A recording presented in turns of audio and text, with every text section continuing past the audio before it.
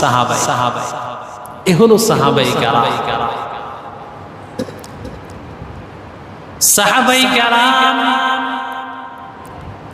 কত মর্যাদা, কত মর্যাদা।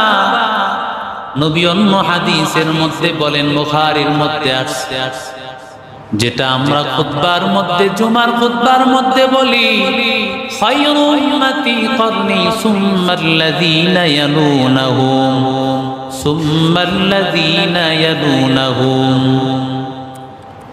নবী আমার বলেন সর্বোত্তম যুগ হলো আমার সাহাবায়ে কেরামের যুগ। সুম্মাল্লাযীনা ইয়ালুনাহুম, এরপরে সাহাবায়ে কেরামের পাশাপাশি যেই যুগটা পরবর্তী যুগটা তাবিঈদের যুগ। সুম্মাল্লাযীনা ইয়ালুনাহুম, এরপরে হলো তাবিঈদের যুগ। তাহলে সমস্ত মানবের মধ্যে সেরা মানব হলো সাহাবায়ে কেরাম। সুবহানাল্লাহ। সাহাবায়ে কেরাম এদেরকে আল্লাহ নির্বাচন করেছেন। সমস্ত বিশ্ববাসীর মধ্যে আল্লাহ স্পেশাল ভাবে কাদেরকে নির্বাচন করেছেন? সাহাবায়ে কেরাম। নবী এক হাদিসের মধ্যে জানায় দেন, ইন্নাল্লাহা ইখতারা আসহাবি আলাল আলামিন। নবী বলেন সমস্ত বিশ্ববাসীর মধ্যে আল্লাহ সাহাবীদেরকে নির্বাচন করেছেন। সিওয়ান নাবিয়্যিন ওয়াল মুরসালিন, আদম আলাইহিস সালাম থেকে যত নবী রাসূল আসছে তারা বাদ, নবী রাসূল ছাড়া যত মানুষ আছে সমস্ত মানুষের মধ্যে সাহাবায়ে কেরামরা নির্বাচিত। কারণ নবীদের কথা বাদ কেন? কারণ তারা বাচ্চা অবস্থা থেকেই মাসুম, তাদেরকে আল্লাহ নিষ্পাপ করে গোটা জীবন রেখেছেন। সুবহানাল্লাহ বলে, এটা নবীদের বৈশিষ্ট্য। আল্লাহ কোন নবী রাসূলকে ছোট কাল থেকে বয়স হওয়া পর্যন্ত কোনদিন তারা গুনাহ করে মাসুম, আল্লাহ নিষ্পাপ রেখেছেন। সাহাবায়ে কেরামরা হলো মাহফুজ। মাহফুজ মানে তারা রক্ষিত। সাহাবায়ে কেরামরা গুনাহ করেছেন, গুনাহ থেকে হেফাজত করেছেন। আবার কি গুনাহ করেছেন? কারণ তারা কিনা মাসুম। মাসুম মানে যাদেরকে আল্লাহ কুদরতি ভাবে বাচ্চা অবস্থা থেকে আল্লাহ হেফাজত করেছে। এমন সাহাবায়ে কেরামরা যদিও না, কিন্তু তারা মাহফুজ, তাদেরকে হেফাজত করেছেন। জোরে বলেন কে? গুনাহ হয়ে গেছে, কিন্তু সেই গুনাহ থেকে আল্লাহ একেবারে মুক্ত করে গোটা বিশ্ববাসীর জন্য একটা মডেল বানিয়ে দিয়েছে।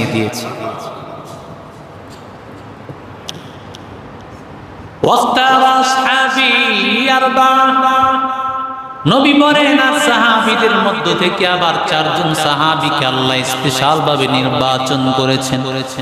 ইয়ানি আবু বকর ওয়া উমর ওয়া উসমান ওয়া আলী। আবু বকর, উসমান, আলী, এই 4 জন সাহাবীকে আল্লাহ তাআলা আবার নবীর জন্য স্পেশাল ভাবে নির্বাচন করেছেন। ওয়াখতার উম্মতি আলাল উমাম, পয়গম্বর বলেন এই নবীর উম্মতের এত দাম, এত দাম। নবীর উম্মতকে আল্লাহ গোটা উম্মতের উপর আল্লাহ শ্রেষ্ঠত্ব দিয়েছে, সব উম্মতের উপর। এরে নবীর উম্মতের দান। সাহাবায়ে কেরামরা হলো উম্মতের জন্য আমানত। উম্মতের জন্য আমানত হলো সাহাবায়ে কেরাম। মুসলিম শরীফের মধ্যে হাদিস আছে,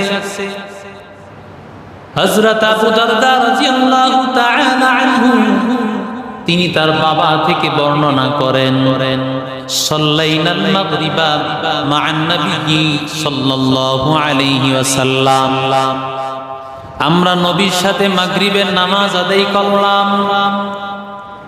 মাগরিবের নামাজ আদায় করিয়া আমরা কয়েকজন সাহাবী মিলে আমরা চিন্তা ভাবনা করলাম, মসজিদে নববীর মধ্যে যদি আমরা বসিয়া মাগরিবের নামাজ থেকে আশারের নামাজ তো লম্বা চওড়া সময় নাই, এই সময়টা বসিয়া যদি মসজিদে আমরা কাটা দেই,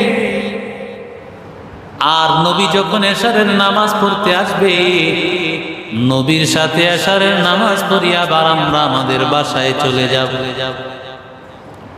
লাউ জালাসনা হাত্তা সাল্লাইনাল ইশা মা'আন নবী সাল্লাল্লাহু আলাইহি ওয়াসাল্লাম, নবীর সাথে এশারের নামাজ আদায় করব। বিভিন্ন দিনই কথা বলে বলে তারা এইভাবে মসজিদে সময় কাটাইতে শুরু করলেন। নবী আমার এশারের নামাজের সময় আসিয়া বলেন, মা যালামতুম হাগুনা, ও সাহাবায়ে কেরাম তোমরা কতক্ষণ পর্যন্ত এখানে বসে আছো? কতক্ষণ বসেছিলা? সাহাবীরা ডাকিয়া কয়, নবী সাল্লাইনা মা'আকাল মাগরিবা, মাগরিবের নামাজ আদায় করেছি। নাজলিসা হাত্তা সাল্লাইনা মা'আকাল ইশা, আমরা বসে আছি, আশা হলো আপনার সাথে এশারের নামাজ আদায় করব। নবী বললেন, আহসানতুম, তোমরা ভালো কাজ করেছো। আমরা তো এখন মসজিদ থেকে যত দ্রুত বের হওয়া যায়, কি বলেন, ঠিক না? অথচ মসজিদের যতটুকু সময় আমি বসে থাকবো, ততটুকু সময় কিসের খাতায় নাম লেখা হয়? কথা বলে না। নামাজ পড়া, আমি বসে থাকলাম, কোনো কথা বললাম না, কোরআন তেলাওয়াত করলাম না, নামাজ পড়লাম না, কোরআন তেলাওয়াত জিকির আজকার কিছুই করলাম না, শুধু বসে থাকলাম, এতেই আল্লাহ প্রত্যেকটা মুহূর্ত নামাজের সব লিখতে থাকবে। ইন্তেজারুস সালাহ মিনাস সালাহ, নামাজের অপেক্ষায় বসে থাকা, এটাও নামাজের সব। মাঝে মধ্যে এমন একটু ঘরে গেলেও বসে থাকবো, সেখানে বসে না থেকে মসজিদে কিছু সময় বসবো। আল্লাহর নবী এবার ডাক দিয়া বলেন, ও সাহাবায়ে কেরাম ভালো করে শুনে নাও, ফাইদান নুজুমু আমানাতুন লিসসামা, নবী আমার আসমানের দিকে মাথাটা উঠাইলেন।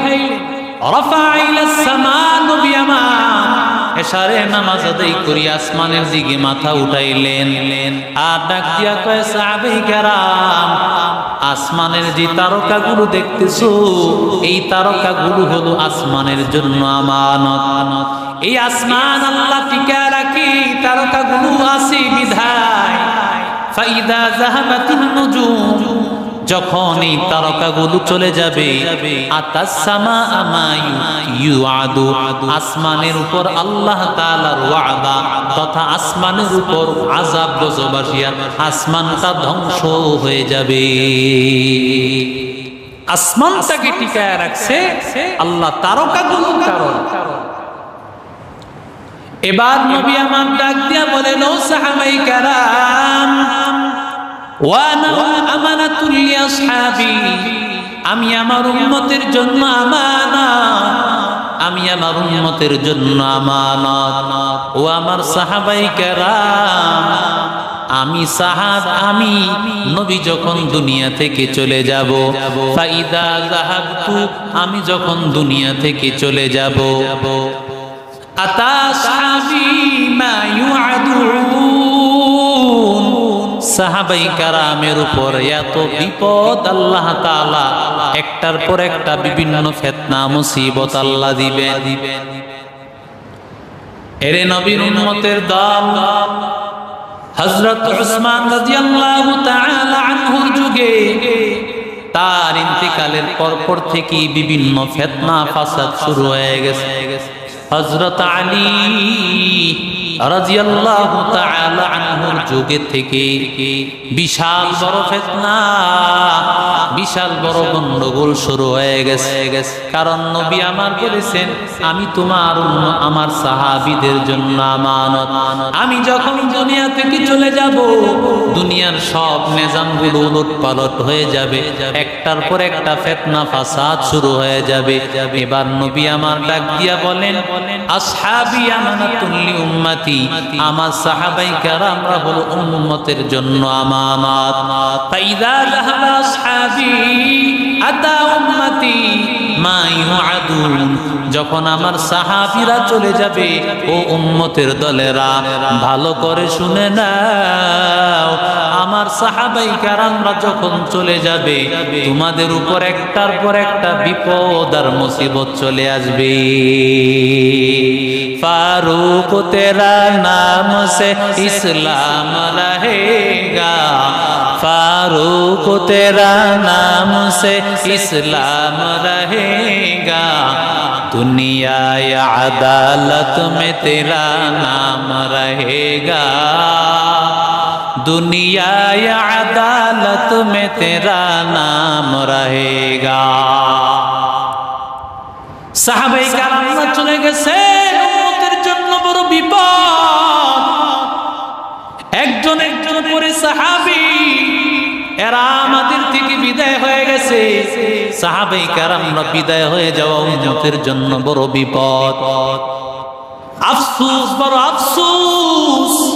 সাহাবীদেরকে হারাইয়া দিলের মধ্যে ব্যথা হওয়া দরকার, কারণ সাহাবীরা ছিল আমাদের জন্য বড় রহমত। কথা ঠিক কিনা? যখন সাহাবীরা দুনিয়া থেকে চলে গেছে, আমার নবী বলেন, ও উম্মতের দলেরা, দেখবা তোমাদের উপর কোনো ইনসাফ থাকবে না। তাকায় দেখো, ফারুকের মতো এমন ইনসাফ বলা কেউ নাই। ফারুক যেমন ইনসাফ বলা একজন শাসক ছিলেন, তার মতো ইনসাফ বলা আর কাউরে খুঁজিয়া পাইবা না।